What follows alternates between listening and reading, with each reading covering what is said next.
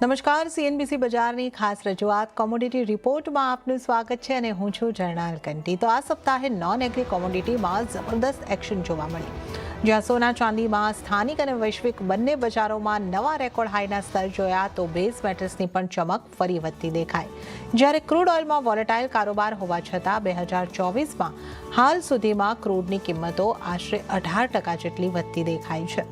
અમેરિકામાં અનુમાન કરતા મોંઘવારીના આંકડા વધુ આવતા સોના ચાંદીને સેફ હેવન બાઇંગનો સપોર્ટ મળ્યો, તો ગ્લોબલ મેન્યુફેક્ચરિંગ એક્ટિવિટીમાં વધારાથી બેઝ મેટલ્સમાં પણ ચમક વધી, જ્યારે ક્રૂડને પશ્ચિમ એશિયામાં વધેલા તણાવનો આધાર રહ્યો।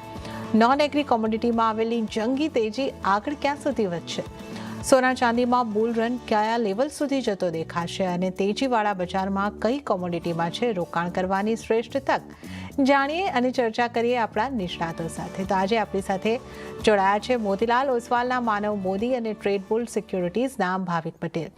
તો માનવ અને ભાવિક, આપ બંનેનું ખૂબ સ્વાગત છે સીએનબીસી બજાર પર। ભાવિકજી, ચર્ચાની શરૂઆત આપની સાથેથી કરીએ, કારણ કે આજે આપણે ખાસ આ ટોપિક રાખ્યો છે ચર્ચા કરવા માટે, કારણ કે લગભગ જે નોન એગ્રી કોમોડિટી છે,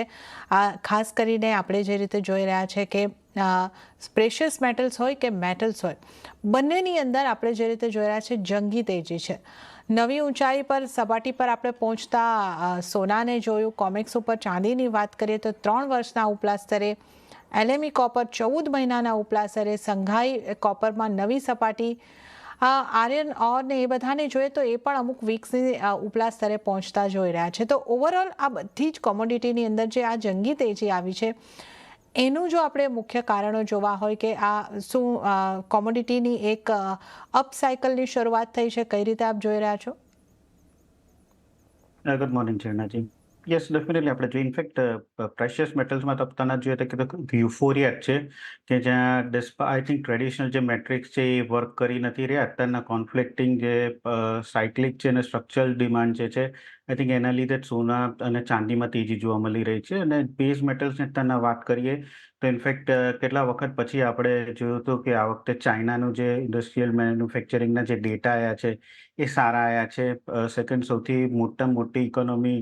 યુરોપની જે જર્મની છે, એના ઇન્ડસ્ટ્રીયલ પ્રોડક્શન સારા આવ્યા છે। અને યુઝ્યુઅલી બેઝ મેટલ્સમાં તેજી ત્યારે જ થાય છે કે જ્યારે ઇન્ડસ્ટ્રીયલ પ્રોડક્શન જે છે એ વધે છે, ઇકોનોમીઝ જે છે તો એક્સપાન્ડ થાય છે। અને હવે એ ક્વેશ્ચન નથી કે રેટ કટ ક્યારે આવવાનો છે, બટ માર્કેટ એ એન્ટિસિપેટ કરી રહ્યું છે કે રેટ કટ તો આવશે જ, અને રેટ કટ આવશે તો એના પાછળ જે ઇકોનોમી છે એ પણ એક્સપાન્ડ થશે, કારણ કે જેમ રેટ કટ ઓછું થશે એમ એટલીસ્ટ કેપેક્સ જે છે એ વધી શકે છે અને આગળ જતાં ડિમાન્ડ જે છે એ પણ વધી શકે છે। એટલે એના લીધે પણ આપણે જોઈ રહ્યા છે કે બેઝ મેટલ્સમાં થોડોક બૂમ આવી રહ્યો છે। બીજી તરફ આપણે જોયું તો કે છેલ્લા 1-2 મહિનાથી બેઝ મેટલ્સમાં જે થોડા પ્રાઇસીસ નીચે હતા, તો ઘણા બધા પ્રોડ્યુસર્સ છે, કોપરમાં છે, ઝિંકમાં છે, એ લોકો ઓટોમેટિકલી જે સ્મેલ્ટર્સ જે છે એ પ્રોડક્શન કટ કર્યું છે। એટલે એની પણ અસર હવે થઈ રહી છે કે 2 મહિના પહેલાં જે પ્રોડક્શન કટ કર્યું છે અને આગળ જતાં એન્ટિસિપેટ ડિમાન્ડ છે તો થોડુંક સપ્લાય કન્સ્ટ્રેન્ટ પણ છે। એટલે આ બધા ફેક્ટર્સના લીધે આપણે જોઈ રહ્યા છે કે ઓવરઓલ આખી કોમોડિટીમાં બૂમ છે। અને જે જીઓપોલિટિકલ કન્સર્ન્સ જે છે મિડલ ઇસ્ટમાં, એના લીધે એટલીસ્ટ ક્રૂડના પ્રાઇસીસ છે એ પણ એક સપોર્ટ પર જ છે। આઈ થિંક બધામાં એક નેચરલ ગેસ છે જે મને નથી લાગતું કે એટલીસ્ટ આ વખતે બૂમ સાયકલમાં જોવા મળી શકે। અધરવાઇઝ બધી જ જે કોમોડિટી એસેટ ક્લાસ છે બધામાં મને લાગી રહ્યું છે કે જે બૂમ જે તેજી છે એ હજી પણ કન્ટિન્યુ રહેશે।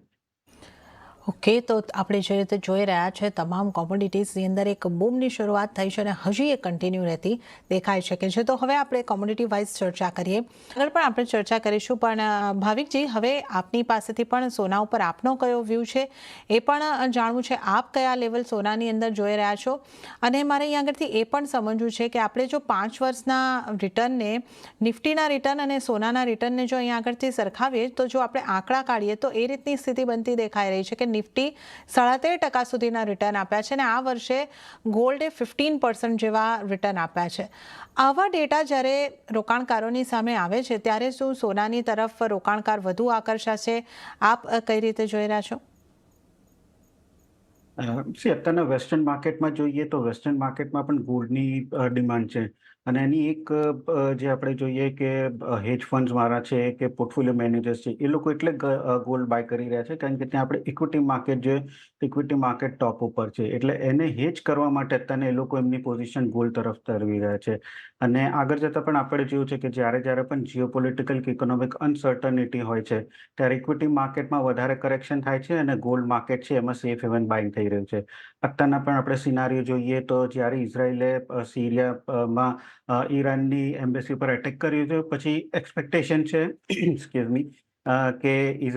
ઈરાન ગમે ત્યારે સ્ટ્રાઇક કરી શકે છે અને ઇઝરાયલે પણ ચોખ્ખું કીધું છે કે જો સ્ટ્રાઇક કરશે તો એ લોકો સામે રિટાલિએટ કરશે એટલે અત્યારના હાલ પૂરતું જે અત્યારના સોનામાં આપણને તેજી જોવા મળી રહી છે એ થોડીક જીઓપોલિટિકલ કન્સર્ન્સ જ છે જે મેં પહેલાં પણ કીધું કે ટ્રેડિશનલ મેટ્રિક્સ અત્યારે વર્ક નથી કરતા કારણ કે આ વખતે જે યુએસના મોંઘવારીના ડેટા વધીને આવ્યા એક્સપેક્ટેશન કે રેટ કટ જે છે ઓછું થઈ શકે છે ટ્રેજી yieldવધે છે આ બધા જે હેડવિન્ડ્સ છે ગોલ્ડના માટે તે બાવજુદ પણ અત્યારના ગોલ્ડ જે નવા હાઈ ઉપર થઈ રહ્યું છે એનું એક છે કે સ્પેક્યુલેશન છે સેકન્ડ આપણે જોઈએ તો જે વેસ્ટર્ન માર્કેટમાં છે અને ઇનફેક્ટ ઇન્ડિયામાં પણ જે આટલું ઇક્વિટી માર્કેટ વધ્યું છે તેને હેજ કરવા માટે અત્યારના બાઇંગ કરી રહ્યું છે અને ચાઇનામાં આપણે જોઈએ તો પ્રોપર્ટી માર્કેટ વીક છે તે ઇક્વિટી માર્કેટ વીક છે એટલે એ લોકોની જે યુનિવર્સ છે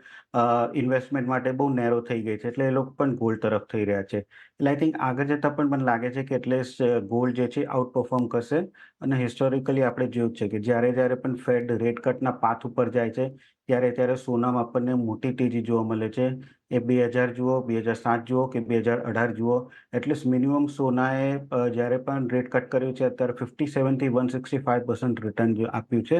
અને મને લાગે છે કે આજે સોનાની તેજી છે હજી પણ યથાવત રહેશે મે બી માર્કેટ ઇક્વિટી માર્કેટમાં થોડુંક કરેક્શન આવી શકે છે સોનામાં મેજર કરેક્શન નહીં આવે પણ I think gold at least equity market કરતાં થોડુંક આઉટ પરફોર્મ આ વર્ષ કરે એવું લાગી રહ્યું છે ઓકે તો ગોલ્ડ આઉટ પરફોર્મ આ વર્ષે ઇક્વિટીની સરખામણીમાં કરી શકે છે તો એ રીતનો વ્યૂ અહીંયા આગળથી બનતો દેખાઈ રહ્યો છે તો ગોલ્ડને જે સપોર્ટ છે જીઓપોલિટિકલ ટેન્શન્સનો પણ મળી રહ્યો છે અને સેન્ટ્રલ બેંકની બાઇંગનો અને ચાઇનાની ડિમાન્ડનો પણ સપોર્ટ જે છે સતત મળી રહ્યો છે તો ભાવિકજી હવે આપણે મેટલ્સની રેલીની વાત કરી લઈએ મેટલ્સને આપણે જોઈએ તો ખાસા લાંબા સમયના સુસ્ત કારોબાર બાદ હવે જે આપણે પાછલા થોડા સમયની અંદર મેટલ્સની અંદર રિકવરીનો જે ટ્રેન્ડ શરૂ થતો જોયો છે તો આ જે રિકવરી આવી છે એ લાંબી હોઈ શકે છે કઈ રીતે આપ જોઈ રહ્યા છો યસ ઇનફેક્ટ આઈ થિંક જે વીક ડિમાન્ડ ને એ કન્ઝમ્પશન જે હતું એ મને લાગે છે કે હવે ઓછું થશે ને આગળ જતાં આઈ થિંક જેમ કે મેટલ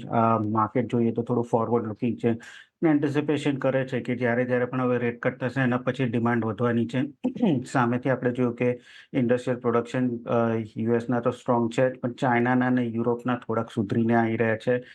એટલે આપણને તેજી જોવા મળી રહી છે સેકન્ડ આપણે જોઈએ તો માર્ચમાં જે ઓપરેશન કેપેસિટી હતી ગ્લોબલ કોપર સ્મેલ્ટર્સની એ ઓછી થઈ છે અને આઇડલ કેપેસિટી વધી છે એટલે બીજી તરફ આપણે જોઈ રહ્યા છીએ કે સપ્લાય જે છે એ ઓછું થઈ રહ્યું છે એના લીધે જ આપણે કોપર એલએમઈમાં જોઈએ તો 14 મહિનાના હાઈ પર છે M6માં નિયરલી 2 વર્ષના હાઈ ઉપર છે અને આગળ જતાં પણ મને લાગે છે કે આ જે ડિમાન્ડ છે એટલીસ્ટ એન્ટિસિપેટ રહેશે કે વધી શકે છે જર્મનીના ઇન્ડસ્ટ્રીયલ પ્રોડક્શન જે છે એ હેલ્પફુલ થાય છે અને હવે તો એક્સપેક્ટેશન છે કે મે બી જૂન જુલાઈ પછી ECB પણ કદાચ રેટ કટ કરી શકે છે આઈ થિંક નેટ બેઝ મેટલ્સમાં મને ત્રીજી જોવા મળી રહી છે આપણે જોઈ રહ્યા છે કે ઝિંકમાં પણ અત્યારના એક વર્ષના હાઈ ઉપર છે અને ચાઇનામાં પણ એ લોકોએ સ્મેલ્ટર કેપેસિટીથી જે હતી એ ઓછી કરી છે એટલે એના લીધે પણ અત્યારના જોઈ રહ્યા છે કે સપ્લાય કન્સર્ન થઈ રહ્યું છે અને LMEમાં જે ઇન્વેન્ટરીઝ છે એ પણ ધીમે ધીમે ઓછી થઈ રહી છે એટલે આઈ થિંક આગળ જતાં પણ જે બેઝ મેટલ્સ છે એમાં તેજી જોવા મળશે બટ હાલની જે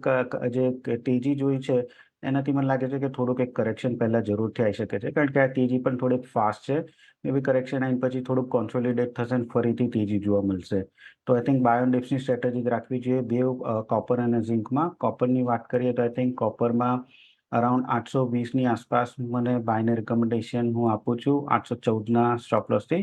અને અપસાઇડ મને લાગે છે 830થી 835 સુધીનો ટાર્ગેટ આવી શકે છે ઝિંકની પણ વાત કરીએ તો ઝિંક પણ એક વર્ષના હાઈ ઉપર છે ઝિંકમાં પણ 242ની આસપાસ બાય કરી શકાય છે 255નો ટાર્ગેટ એક વીક માટે અને સ્ટોપ લોસ રાખી શકાય 239નો ઓકે તો મેટલ્સમાં પણ આપણે સારી તેજી જોઈ રહ્યા છે અને અત્યારે તમારે થોડો ઘટાડો આવી શકે છે તો બાય ઓન ડિપ્સની સ્ટ્રેટેજી અપનાવવાની રહેશે તો ફોકસ કરવાનો છે કોપર અને ઝિંકની ઉપર તો આ બંનેની અંદર બાય ઓન ડિપ્સની સ્ટ્રેટેજી અપનાવવાની સલાહ ખાસ ચર્ચા કરી છે તમામ જે નોન એગ્રી કોમોડિટીઝ છે એના આવેલી જંગી તેજીની, અને આ ચર્ચામાં જોડાવા બદલ માનવ આપનો અને ભાવિકજી આપનો ખૂબ ખૂબ આભાર. આપ અમારી સાથે આ શો પર જોડાયા અને આપણે આ ખાસ ચર્ચામાં ભાગ લીધો. ત્યારે જ આ સાથે કોમોડિટી રિપોર્ટ CNBC બજારની આ ખાસ રજૂઆતમાં હાલ પૂરતું આટલું જ. હાલ મને પણ આપશો રજા. વધુ અપડેટ્સ અને સમાચારો માટે આપ CNBC બજાર જોતા રહો. નમસ્કાર.